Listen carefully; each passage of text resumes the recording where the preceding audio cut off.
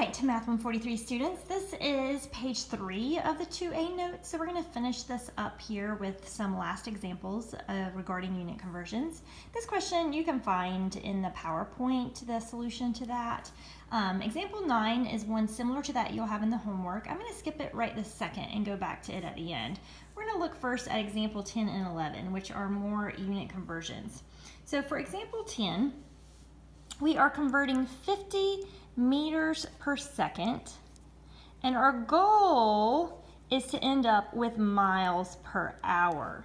So starting, remember your given goes on the left-hand side, and it's meters over seconds, and our goal is to end up in miles over hours. So the problem with this one is a little more difficult because we do have to change meters to miles and seconds to hours. So we have two conversions to do here.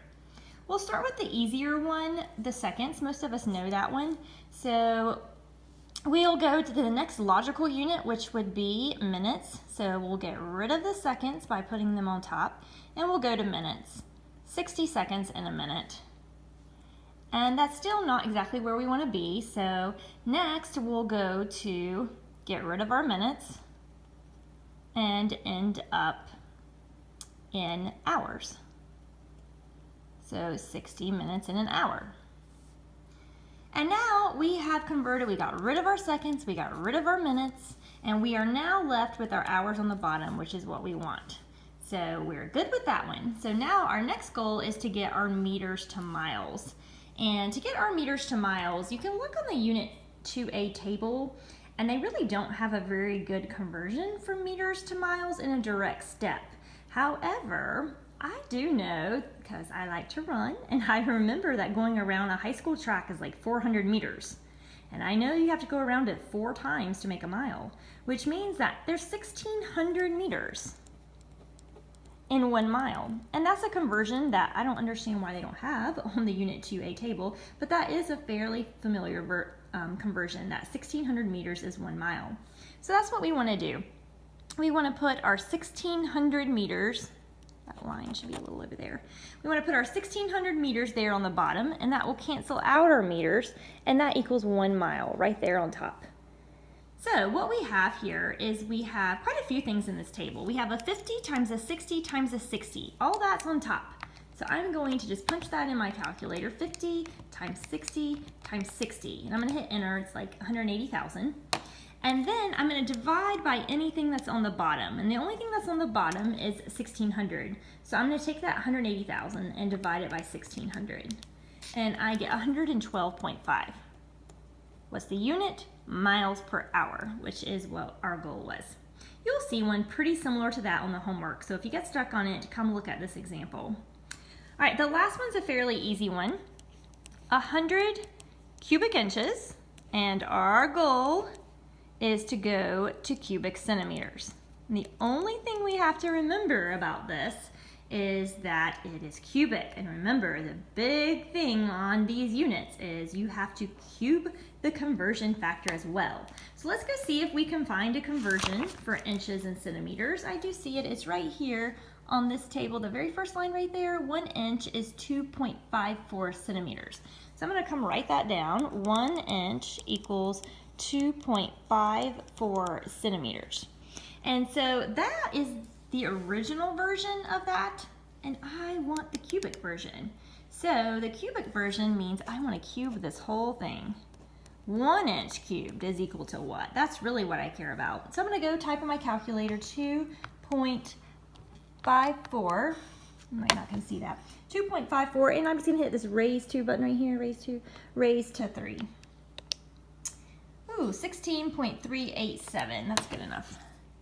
16.387 is the unit on that, and that is cubic centimeters. So 1 inch cubed is 16.387 cubic centimeters times by the 100.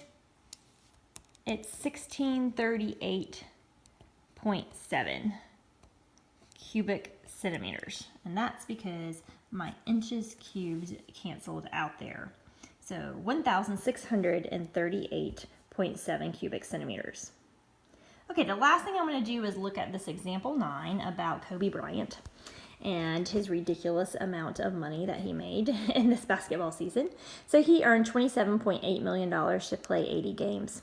How much did he earn per game is the first question, and that's fairly easy. We really just want to take his money and divide it by his games. So this one's pretty basic.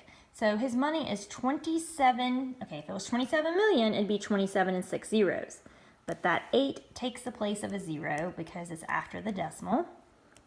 So we're going to take that number and divide it by the 80 games. And we get 27, let me type that in.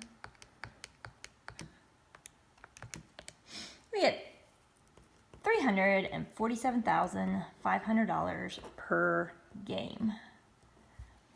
Okay, next it says, assuming Kobe played every minute of every game, how much did he earn per minute? So now we're trying to figure out how much money he earned per minute. But we actually there's lots of ways to do this, but we've already done some of the work already. This is our last answer, that he's making $347,500 per game. So really, one game told us up here in the problem is 48 minutes. So that's a conversion factor, really. One game equals 48 minutes. And we cancel out game, and we'll have money per minute. And so let's just divide that by 48. And he makes $7,239.58 per minute. Insane, right? However, let's say Kobe kind of gets offended by that, and he says, hey, it's not like I just show up for the games. I trained really hard for these games. So I train 40 hours for every game I play, and we're assuming that he plays every minute of the game with no overtime and no injuries or anything like that, which is kind of far-fetched. But including the training time, what is his hourly salary? Okay, so what we have is we want to add up all his total time. So he trains 40 hours, he says, every game. So there's 80 games. So that gives us 3,200 hours of this is training time. Okay, now we need to do his game time. So his game time, this is the problem, it was in minutes. It was 48 minutes for 80 games. So let's see what that is. That's 3,840, but the problem is this one is in minutes. So what we want to do is convert that one to hours, so they'll be in the same unit. And we know how to do that. There are 60 minutes in 1 hour.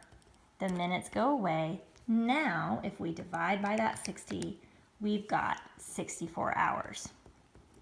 So let's see what we've got total. We've got 3,200 that he trained, 64 hours that he played in the game. So that gives us a grand total of 3,264 hours. And that is what we want to divide into his $27.8 million salary. So let's take our 27.8 with 5 zeros here and divide it by the 3,264. And he makes approximately $8,517.16 per hour, including his training time. Still not a bad gig. All right, hopefully that will help you with some problems on the homework, and hopefully you have a good understanding now of 2A. I hate that we missed class and I didn't get to teach you this in person, but I hope this was suffice enough. We will see you on Wednesday.